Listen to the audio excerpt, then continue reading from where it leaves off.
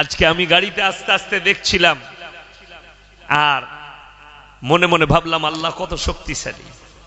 একটা মানুষ তার কুকুরটা মারা গেছে, কুকুর জ্বলে গেছে, তার লেগে হাউ হাউ করে কাঁদছে। তুমি একটা কুকুরের লেগে কাঁদছো, ভেবে দেখো ফিলিস্তিনের যে শিশুটার মা বাপ মারা গেছে, 5 বছরের শিশু, তার কেউ নেই, তার চোখের পানিটা মনে পড়ে না তোমাদের? যে আমেরিকা অস্ত্র দিয়েছে, ভেবে দেখুন আল্লাহ কত বড় কুদরতওয়ালা। একজনের বিড়াল আগুনে জ্বলছে বিল্ডিং, সে তার বিড়ালটাকে বাঁচাবার জন্য ছুটছে। তাহলে ভেবে দেখুন, যে মায়ের কোল খালি হয়েছে, চোখের সামনে ফিলিস্তিন গাজায় যে শিশুগুলো মারা গেছে মায়ের কোল থেকে, তাদের চোখের পানিটা কি? যে মা বোমের তারা বাচ্চার পা দুটো চলে গেছে, কোলে করে নিয়ে পাহীন বাচ্চাকে নিয়ে ছুটছে হসপিটালের দিকে, সেই মায়ের চোখের পানিটা একবার মনে করো। এই তো আল্লাহর কুদরতি বালা শুরু হয়েছে, এখন অনেক বাকি আছে। আর আপনি 24 পরগনায় বাস করেন, আপনি কি মনে করছেন আপনি বেঈমানি করবেন, আপনি কুফরি করবেন, আপনি বদ্দিন থাকবেন আর আপনার কাছে আল্লাহর আযাব পৌঁছাবে না? আল্লাহ যদি ইচ্ছা করে সমুদ্রের ঢেউটা আপনার স্বরূপনগরে মেরে ঢুকিয়ে নিতে পারে, টেনে ঢুকিয়ে দেবে। আল্লাহ তার কুদরতি বালা দেখিয়েছেন। তাকিয়ে দেখো 40,000 একর এলাকা এখনো পর্যন্ত আগুন লিবিয়ে উদ্ধার করতে পারেনি। আমেরিকার এত সেনা, এত বাহিনী, এত হেলিকপ্টার, এত প্রযুক্তি তাদের হাতে, আল্লাহর কুদরতি বালার কাছে ফেলোয়ার। এইখানে পৃথিবীর মানুষকে মাথা নত করা দরকার। আল্লাহ ফেরাউনের মতো হারামখোর বাদশাকে আল্লাহ সিজদায় ফেলিয়েছে। তোমরা তো অনেক চানাপুটি, তোমরা কি করবে? ওই জন্য সবাই আল্লাহকে মনে রাখবেন, জোরে বলুন ইনশাআল্লাহ। আল্লাহ কেমন শক্তিশালী, আল্লাহ কেমন পাওয়ারফুল। আল্লাহ কোরআনে বললেন আমার প্রশংসা আমি নিজে করছি, তোমরা শোনো। হে নবী, পৃথিবীর মানুষকে বলে দাও আমি আল্লাহ নিজে আমার প্রশংসা করছি। কুল্লাউ কানাল বাহরু মিদাদাল লিকালিমাতি রাব্বি লানাফিদাল বাহরু ক্বাবলা আন তানফাদা কালিমাতু রাব্বি ওয়ালাউ জিনা বিমিথলিহি মাদাদা। হে আমার নবী, পৃথিবীর মানুষকে বলো গোটা পৃথিবীর যতগুলো সমুদ্র আছে, যত পানি আছে, সব যদি আমি আল্লাহ কালি করে দিই, আর পৃথিবীর মানুষ এই 700 কোটি মানুষ আল্লাহর প্রশংসা লিখতে যদি শুরু করে, সব পানি শেষ হবে, আবার আমি অতটাই দেব, ওটাও শেষ হবে। কিয়ামত পর্যন্ত পৃথিবীর মানুষের ক্ষমতা নেই তারা আল্লাহর প্রশংসা লিখে শেষ করে দিই। জোরে একবার বলুন সুবহানাল্লাহ। সুবহানাল্লাহ বলতে লজ্জা লাগছে, শরম লাগছে। ওই জন্য আমি একটা জলসাই বলেছি, মোদিজি হচ্ছে আল্লাহর রহমত মুসলমানদের জন্য। বাস্তব কথা বলছি, আপনার গায়ে লাগবে, আপনার ব্রেনে আঘাত লাগবে, কিন্তু একদম দামি কথা। মুসলমানদের জন্য আল্লাহর রহমত। আবার যেন গদিতে আসে আর আপনাদের উপরে বুলডোজার চালায়, এটা কোরআনের কথা। মুসলমান যখন দিন থেকে, আল্লাহর রাস্তা থেকে, রসুলের আখলাক থেকে সরে যাবে, আমি অত্যাচারী বাদশা পাঠিয়ে বদলালু। আপনার মুখ দিয়ে সুবহানাল্লাহ বেরুচ্ছে না। ওই জন্য আমি একটা জলসাই বলেছি, ভারতে যদি 30 কোটি মুসলমান থাকে, 10 কোটি মুসলমান বেঈমান কাফের হয়ে আছে, তারা মুসলমানই নয়, যদি সমীক্ষা করা হয়। বাস্তব কথা বলছি। আপনারা কি মনে করেছেন আপনি মুসলিম ঘরে জন্ম নিয়েছেন, আপনি গরুর মাংস খান, আপনি মুসলমান? ভুল। মুসলমান ঘরে জন্ম নিয়ে কাফের হয়, হয় না? হয় না? প্রমাণ নিবেন? তসলিমা নাসরিন কাদের ঘরের মেয়ে? মুসলিমদের ঘরের মেয়ে, কিন্তু কাফের, মুশরিক, বেঈমান। জাস্টিস ইনায়েতুল্লাহ মুসলমান ঘরে জন্ম দিয়েছে, কাফের নাস্তিক। আপনার কলকাতায় বাস করছে নাজিয়া ইলাই খান, হারামের আউলা, মুসলিমদের ঘরে জন্ম নিয়েছে, বা মুসলমান বলছে, তা জন্ম দিয়েছে তাকে, কিন্তু কাফের, তাকে মুসলমানই বলা যাবে না। রুবিকা লিয়াকাত একজন চ্যানেলের অ্যাঙ্কার, রিপোর্টার, সে নিজেকে মুসলমান বলছে, তাকে মুসলমান বললেও গুনাহ হবে, অথচ নাম রেখেছে মুসলিম। আব্দুর রহমান নাম রাখলে কখনো জান্নাতি হয়?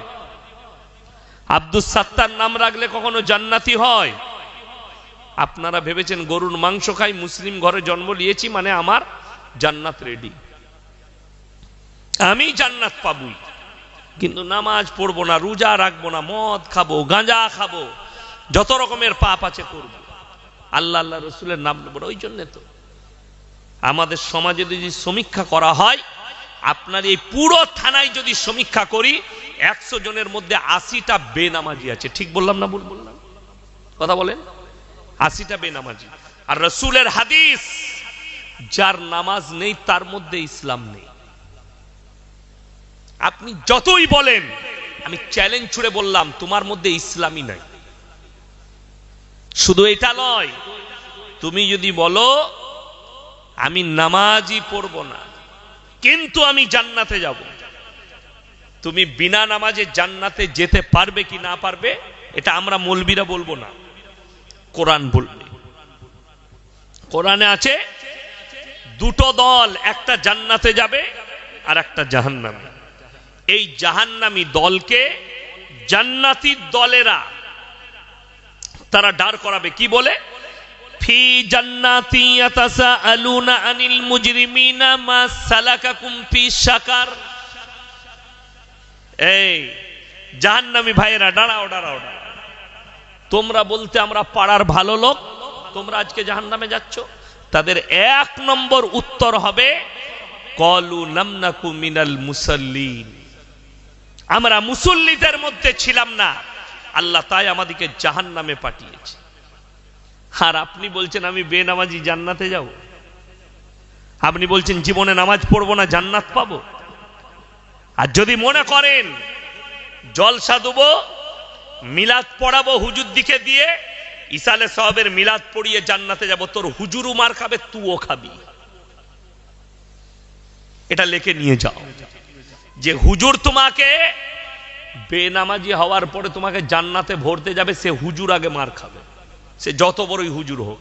আর বাপের বেটা থাকলে স্টেজে ডেকে নিয়ে এসো, দিয়ে তাকে বলো কলম করে কোরআনের এই আয়াতটা কেটে দিয়ে যা, যেখানে আল্লাহ তাআলা বললেন যে শোনো, তারা উত্তর দেবে ক্বালু লাম নাকু মিনাল মুসাল্লিন, আমরা মুসল্লিদের মধ্যে ছিলাম না, ওয়া লাম নাকু নুতিমুল মিসকিন, আর মিসকিনকে খানা খাওয়াইতাম না, তাই আল্লাহ জাহান্নামে পাঠিয়েছে।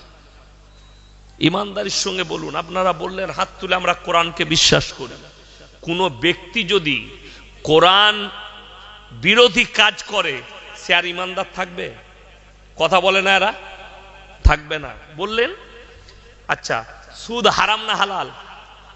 কথা বলে না, হারাম। তাহলে আশা করি আপনাদের এখানে কোনো সুদখোর নাই, এরপরে আর কথা বলবে না, আমি তো জানি। অথচ মুসলিমদের মধ্যে সুদখোর আছে না নাই? কথা বলে, কোরআনে আছে ওয়াহাল্লাল্লাহুল বাইয়া ওয়া হাররামার রিবা, সুদকে হারাম করেছি, ব্যবসাকে হালাল করেছি। কোরআনে আছে সুদ তোমাদের জন্য হারাম। এরপরে এটা জানার পরে যে ব্যক্তি সুদ খেলো, সে আল্লাহর সঙ্গে যুদ্ধ ঘোষণা করলো। করলো না করলো না? করলো। রাসূলের হাদিস, কোন ব্যক্তি যদি 1 টাকা সুদ খায়, নিজের মায়ের সঙ্গে সর্বনিম্ন পাপ 36 বার জিনা করার সমান পাপ হবে। জোরে বলুন নাউজুবিল্লাহ। যারা সুদ খায়, সুদখোর আছেন, তাদেরকে বলছে আপনি চিন্তাধারা নেবেন। আমার কিন্তু চাকরি যাবার ভয় নাই, আমি ওই জন্য কোথাও মাপকাঠি করে কথা বলি না। আর আমাকে বলে দিবে কমিটির ছেলে হুজুর এই বায়ান করবেন না, আমি মানি না। আমি আমার বক্তব্য দেবো, সুদ গাঁজা মদ সমাজ পরিবর্তনের দরকার আছে। গল্প গুজব অনেক শুনেছেন। আজকে এই গল্প গুজব করার কারণে স্টেজগুলো আজকে আমাদের কওমের পরিবর্তন হয়নি। জলসা দেয়, বক্তা আসে, গল্প গুজব করে, মজাক করে, চলে যায়। জলসা হয়ে গেল, হুজুরের গলা ভালো ছিল, ফায়দা কি পেলি? কিচ্ছু পাই না, খালি বিরিয়ানি খাওয়া হয়েছে। এই জায়গাটা শেষ করুন, আর কোরআন হাদিসের আলোচনা চলুন, যেটার দ্বারা সমাজ পরিবর্তন হবে। আজকে এইটার কারণেই আল্লামা ইকবাল বলেছেন, ইস ঘর কো আগ লাগি ঘর কি চিরাগ সে। আমি আপনাদের এখানে প্রমাণ দেবো, মদ খাওয়া হারাম না হালাল? কথা বলেন। হারাম। মুসলমান মদ খায় না খায় না? খায়। মুসলমান মদও খায়। আমি আপনাদেরকে আপনাদের স্বরূপনগর থানায় দেখিয়ে দেবো, অনেক মুসলমান মদ বিক্রিও করে। তাহলে যে মুসলমান মদ পান করছে, এই মুসলমান জেনে শুনে হারাম কাজ করছে, করছে না? করেনি? জেনে শুনে পাপ করছে, জানে হারাম, তারপরেও সেই কাজ করছে, সেই খাচ্ছে। তাহলে আল্লাহর সঙ্গে যুদ্ধ ঘোষণা করলো, তারপরেও এই লোকটা মদ খেয়ে, জেনে শুনে মদ খেয়ে খেয়ে নিজের জীবনটা শেষ করে মারা গেল। মদের ভাটিটা মারা গেল, মদের বোতল টেনে বাড়িতে মারা গেল। এই লোকটাকে আপনি কোন হিসাবে বলছেন যে একে দোয়া করে জান্নাতে পাঠাতে হবে? এ তো চিরজীবন আল্লাহ বিরোধী। এ তো মৃত্যুকাল পর্যন্ত আল্লাহর সঙ্গে যুদ্ধ করে গেছে। আল্লাহ হারাম করেছে, কিন্তু এই হালাল করে খাচ্ছে, অথচ সে নিজেকে মুসলমান বলে দাবি করছে।